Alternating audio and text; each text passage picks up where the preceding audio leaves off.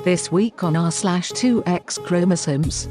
I have crippling depression.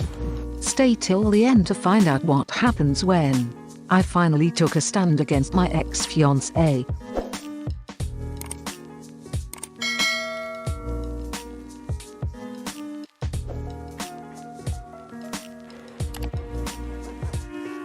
Feel like I am not allowed to say certain things in my rather feminist circle of friends. Be gone! For context, I am a leftist voter and generally I support every movement and idea that leads to a better, more just world, but some concepts, especially from feminism, I cannot get behind, and I feel in recent years it has become problematic to be open about this with certain friends, in that they will reject any criticism towards any idea that is popular within feminism at the moment, and I feel they look down on me a little for thinking differently. So I have stayed quiet on multiple occasions and it's been bothering me a little bit. For example, one of my friends has 3 boys and the other 3 girls, and the former always wonders why the latter has such an easier time dealing with her children. Her 3 boys need constant supervision as they fight with each other a lot, climb things, throw things at each other, etc. They are lovely boys, but just like boys are, on average tend to be more active to release more physical energy than girls. I was baffled that this wasn't understood, and when I uttered in conversation that this was obviously because of their higher energy level as boys, there was awkward silence, and then they started arguing with me like, no, there are very active girls too, etc. Never said they weren't, and I couldn't pin that down on gender, etc. Funny thing is, she dresses her boys exactly like our culture demands. They play soccer and there are no balls in this house. And another time I went cycling with a very leftist and feminist friend of mine, and she talked about the body positivity movement and how men shouldn't be allowed to be outside shirtless, because women cannot do it either. And when I said, well, I know, but why ruin the fun for men now too, she already gave me a weird look. And then she went on to talk about how the world also needs to start accepting the beauty of overweight and obese people and how we are negatively biased against them. I said, well, you cannot tell me you don't like a slim guy, as you watch very much what you eat and are very health conscious yourself.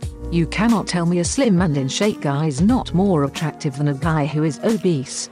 And she said, well, maybe we have to question our perspective and be attracted to all sorts of people. I felt shocked that even something so simple as accepting that healthy and fit bodies are attractive is questioned now. We went on to debate whether obese people are unhealthy, and she honestly claimed that I cannot assume by just looking at an obese person that they have health issues. Well, I was lost for words. What's next? I cannot assume a smoker is unhealthy, because some live to old age. I just feel so lost sometimes in these conversations. I feel like all common sense is lost with them in these situations, and the debate soon turns to a level of brainwashed insanity. There are official speaking points they accept everyone to agree with, and there is no open discussion. Anyone has similar experiences and found a way to deal with this except for always getting quiet as to not rock the boat too much. Do it!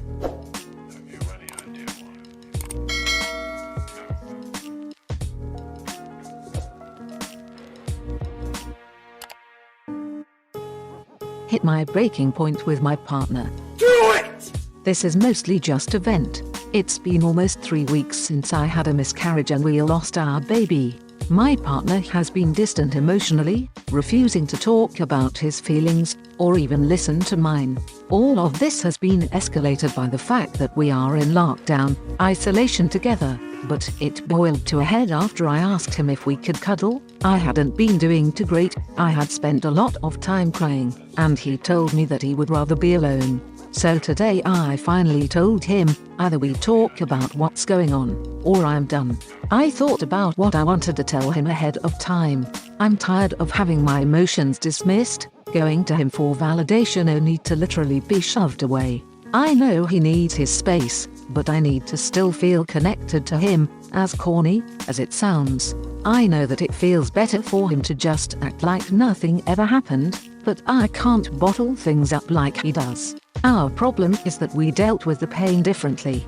He isn't a very touchy-feely person, and I needed someone to cry with, or at least in front of. I made compromises for him. I gave him all the space that I emotionally could. I know that he was super involved and invested in the pregnancy. He rushed to be with me when I miscarried. So when he became distant, it felt like he blamed me for losing the baby. It was a huge, ugly fight. I feel awful knowing that the neighbors probably heard all of it. I'll spare the details of what exactly was said, but the air was cleared. My mistake was not being more direct with what I needed from him from the beginning. I'm going to work on telling him that I need him if I do. He said that he'll work on being more receptive, giving me the emotional intimacy I need. He apologized for not being more careful with me during all this. Our relationship didn't end, and I feel like we're better off after tonight. Be gone!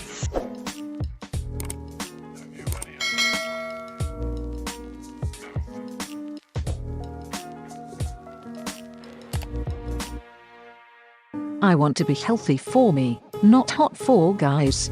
Shots fired!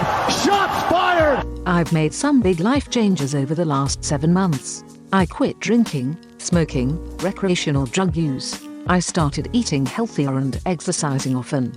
I've made these changes because I want to be in better health. I'm losing weight and I'm slowly feeling more comfortable in my own skin. Why the hell is everyone making my changes about them? I'm now constantly getting comments that I didn't think you needed to lose weight. You look fine to me. Newsflash, being 225 pounds as a 5'9" woman with a drinking problem is not fine. You better not lose your ass. People won't like that. What? Don't get too skinny. I don't like skinny girls. Excuse me. I also get comments about my sobriety. I am told I'm wasting the good years of my life. People aren't going to like a girl who can't let loose. Since when did my existence revolve around pleasing others? Nobody has asked me how the changes make me feel. Everyone just tells me how my lifestyle is going to affect others or inconvenience them. Quarantine has been heaven, because I can just keep to myself and not worry about interacting with others. I just do my own thing. Meal prep, exercise, tidy, play video games. I'm very content. Today I had a text conversation with someone that basically included everything in this post. I decided to stand up for myself. I told him that my choice isn't meant to benefit anyone but me. I'm not trying to be hotter for other people, I am trying to be healthier. I told him I don't appreciate the comments he made. He told me to lighten up and learn to take a compliment. Could you imagine if these people knew I was asexual? That attracting people was the last thing on my mind. They'd have a freaking field day. I really don't know what I'm expecting to get out of this rant. I just want to shut everyone out. Why is it too much to ask to just live my life without having everyone I know shoving their opinions in my face? It's not like I'm out there bragging about my diet and my progress. I'm not preaching sobriety to folks when I go out. The only place I talk about my journey is on related subreddits.